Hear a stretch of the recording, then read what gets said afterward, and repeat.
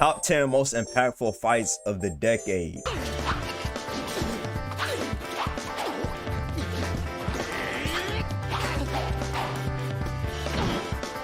True to its artsy and unique form, Samurai Champloo brings us the first among the top fights of the 2000s. Here, Mugen and Jin battle Gaara, the so-called Hand of God. This fight shows much of Samurai Champloo's appeal. The artistic shots are there and the simple fluid sequencing of attacks is there too. I really like how non-Mugen sword fights... This nigga's just turned into a damn ghost?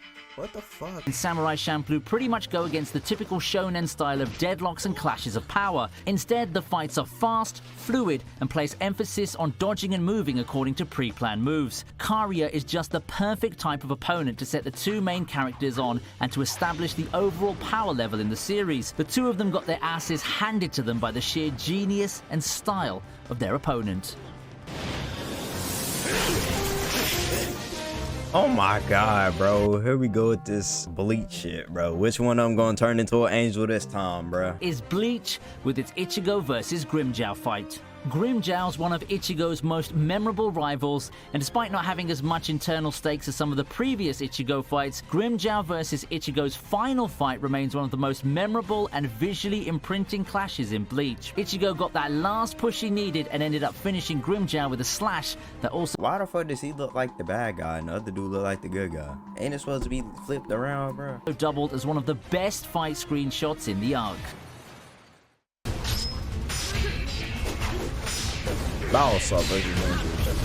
Now here's a show that's rather niche compared to what we've taken a look at so far. 2007's Moribito does start off with a bang, with a great fight coming in as... This motherfucker just say 2007, this show looked this damn good, bro. Early as the third episode. Balsar shows off how much of a badass female lead she is by taking on several hunters at once. The numbers disadvantage doesn't seem to phase the seasoned warrior one bit as she comes out right on top. Although, I've got to say, is that even really that surprising? Looking at the clip, you wouldn't expect Moribito to be a 2007 show, given how great the fighting looked. Fight choreography and the animation are all ahead of their time in this series. If you think that the fight looks great, then you might want to watch the rest of the series. With its themes and intriguing story, Moribito is a gem that deserves more appreciation.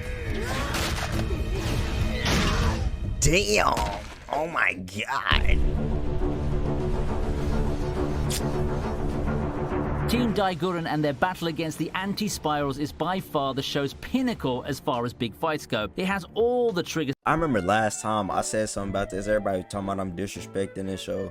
But bro, look at this shit. It's Power Rangers all over the fucking place, bro. Your signatures, over-the-top action, crazy twists and sacrifices, and the spine-tingling finish sequence fueled by fiery voice acting and Serairo Days blasting in the background. Thinking about it now just gives me goosebumps, and I'm sure the same goes for some of you as well. It's hard not to like this fight because it's probably peak TTGL, and everything you'd love about the show is condensed in this shit look like fucking decisive trash. fight, with Team Daiguren carrying the hope of humanity on their back. The final battle of TTGL truly is a landmark moment in the late 2000s. It capped off the show that put Trigger on the map, and the studio hasn't looked back ever since.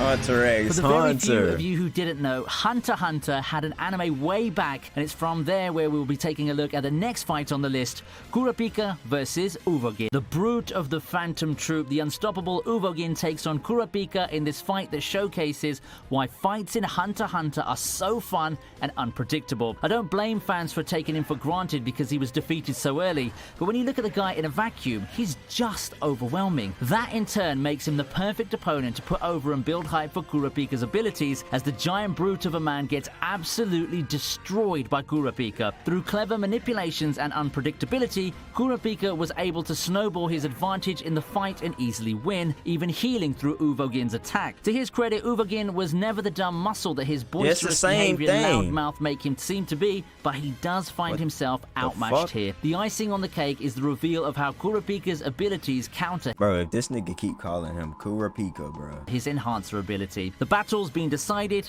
and even Uvogin himself knows it. What the fuck? Hold on, that might have been a, like, different, bro.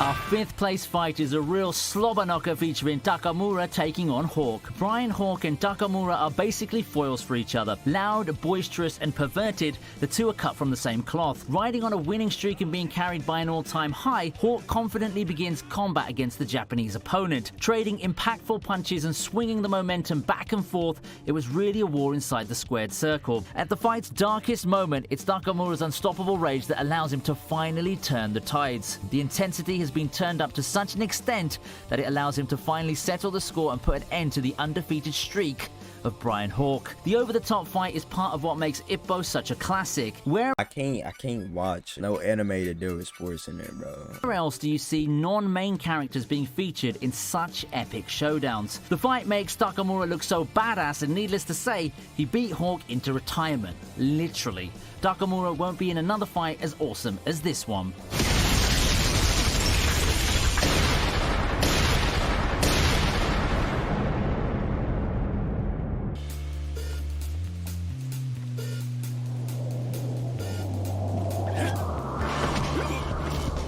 I'd be hard-pressed to write something about the 2000s without at least mentioning Cowboy Bebop, one of the landmark shows of that decade. Now for this entry, however, we go past beyond the much-loved series and take a look at a fight from the movie, the battle between Spike and Vincent. Really, who doesn't love a good old fist fight to end an amazing anime movie? The two fighters, after numerous confrontations, find themselves in for one decisive face-off, and they simply put out one of the best unarmed combat sequences in anime. The action's fast and furious, and their fight spills all over the place. After numerous setbacks, Spike finally gets the upper hand in what's been a touch-and-go battle. As an aside, I also like how the whole fight simply demonstrates Spike's endurance concurrently with his vulnerability. Bruh, these motherfuckers do not even look like they know martial arts or anything, but they fighting good as fuck though. Despite being the ace bounty hunter, Spike seems to be fighting an uphill underdog battle here, but you just don't notice that at first because of the cool sequences. Hand-to-hand combat at its finest.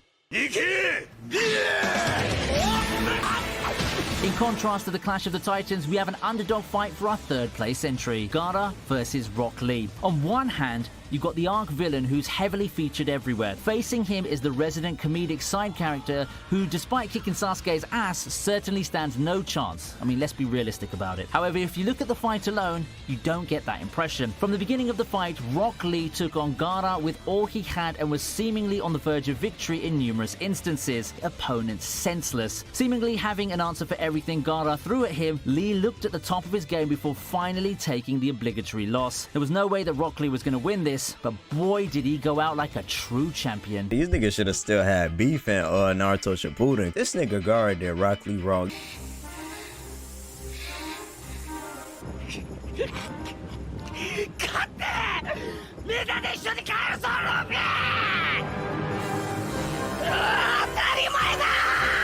Over the years, One Piece has given us a lot of cool and emotional fights. As one of the biggest shonen series out there, it's bound to have several fights that are contenders to make it on this list. Now, why did I choose Luffy's fight versus Luchi specifically? In addition to the emotional context and the weight of the fight, I'd say that the battle against Luchi is one of Luffy's fights that is all about his raw power. For a lot of fights, Luffy receives help in true shonen fashion, whether it be surviving Crocodile's initial assaults through luck or Law helping out against Doflamingo and others. However, this battle against Luchi's a good old physical brawl that, barring some motivations from Usopp, basically is a battle that Luffy won through effort. Not a lot of plot-related devices going on around to help Luffy secure the win, and we're treated to a nice little slugfest that features the two combatants answering each other with blazingly hard punches and physical feats.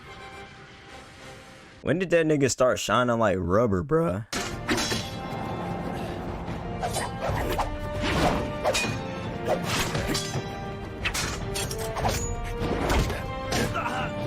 I've talked about this fight from Sword of the Stranger before. In fact, it topped another list that you might want to check out too, but I guess that's just a testament as to how awesome this climactic battle is. Throughout the movie, we've been treated to scenes of Luo Lang's feats, and the hype for the climactic battle's over the roof. All this time, we were made to wonder what Nanashi could possibly do to defeat his opponent, who's been shown to have the strength of an entire army, and trust me, that's no exaggeration. The fight at the altar is probably one of the best pieces of anime cinematography, not just in the decade, but in anime history as a whole. Think about that. The intensity of the fight's been amped up, and that's all thanks to the animation, the acting, and the soundtrack backing up the classic bout. If you have to pick an anime fight to represent peak anime battles in the 2000s, this one has got to be one of the strongest candidates.